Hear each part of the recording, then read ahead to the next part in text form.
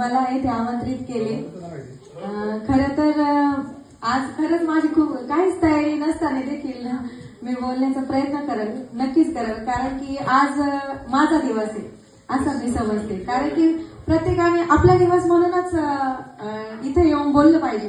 कारण की घरी तर आपण काय एकटेच स्वतःशी बडबडत असतो आणि आपल्याला असं वेळच ठरवलं जातं काय एकट्यात बडबड करतीये, बोलणं असं मंच भेटणं खूप गरजेचं आहे महिलांसाठी.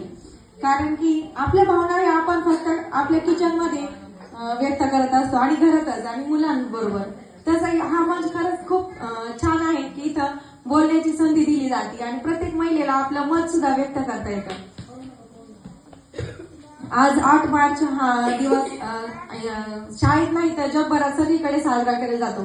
पण माझ्या मते आजचा दिवस साजरा न करता वर्षातले